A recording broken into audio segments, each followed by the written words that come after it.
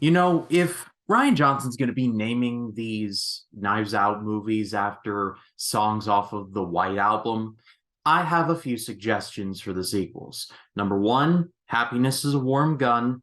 Number two, Dear Prudence. And number three, Piggies.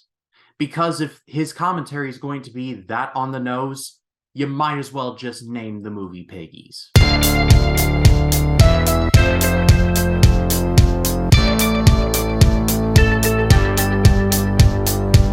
Hello, everyone. My name is Ryan Cam, here with my brief thoughts on Glass Onion, a Knives Out mystery. This was directed by Ryan Johnson. We all know who he is. And the movie starred Daniel Craig, Dave Bautista, Edward Norton, and Kathryn Hahn, among many others. And this is the sorta, kinda sequel to Knives Out, released in 2019.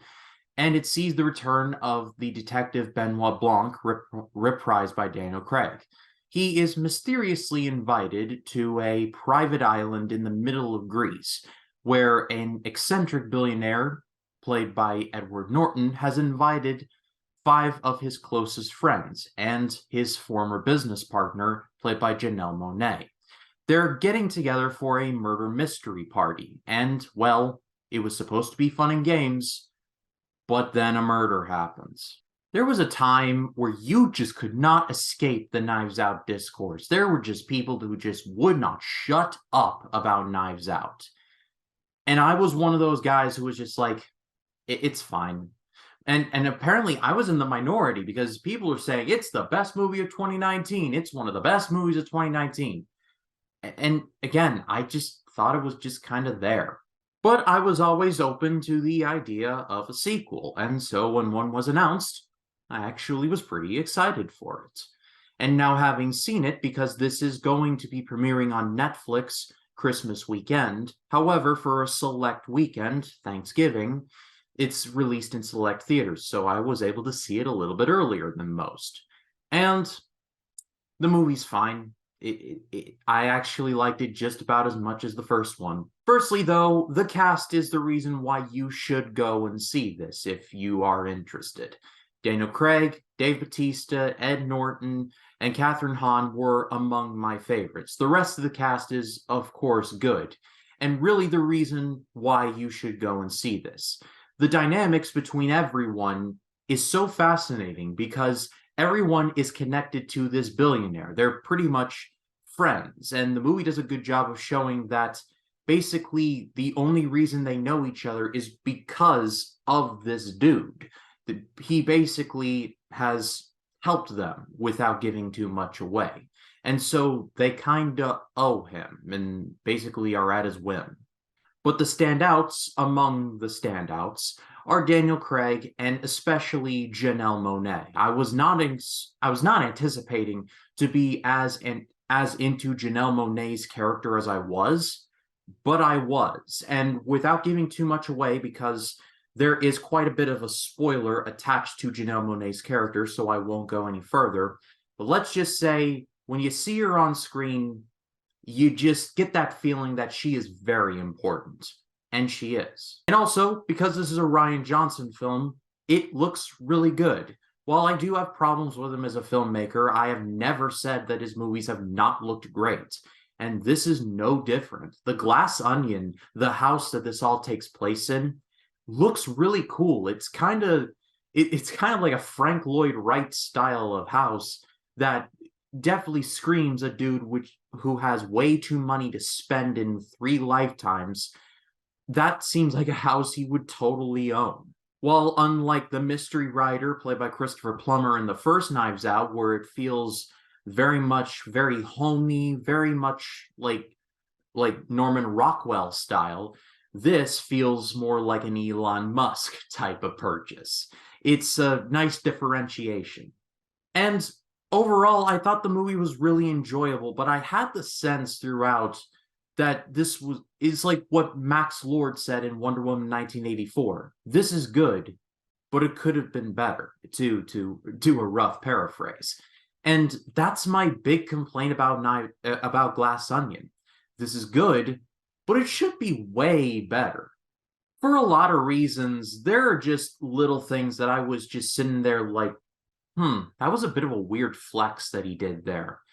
The chief among them being that this movie takes place during COVID and not like late stage COVID. I'm talking about May 2020, everything on lockdown, like bleaching everything and spraying our mail with Lysol. Everyone was really afraid. Like that period of COVID. It was a very rough time. And I'm old enough to remember just the fact that no one could really travel anywhere. So how were all of these people seemingly able to get from, I want to assume, America to Greece? It's never properly explained. And so I was just sitting there like, I guess the billionaire flexed his money, and so voila. But I don't know, it just was never explained, and it was confusing.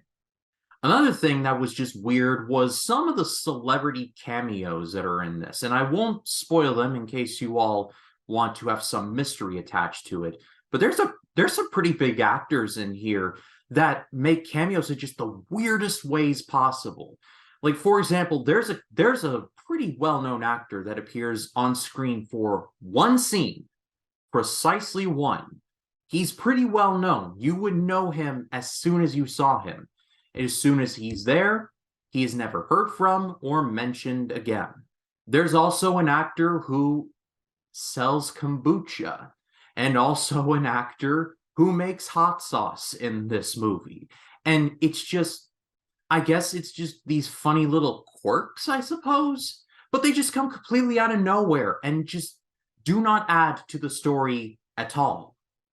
I guess Johnson was trying to be whimsical, but in reality, I just was questioning the whole time, why would this person be making these decisions? Like, surely they would hire some people just to stop them from doing dumb stuff like this. But hey, what do we know? And of course, this being a Rian Johnson film, the commentary is completely in your face. And honestly, it's not as bad as I've seen in some of his other movies, but it's blatantly obvious that all Rian Johnson did was watch the news and read social media throughout lockdown, because some of the biggest caricatures that we've seen from the COVID era are well represented here. The celebrity who said a very bad thing on social media and did a half-hearted apology over it until we all just forgot about it and moved to the next thing.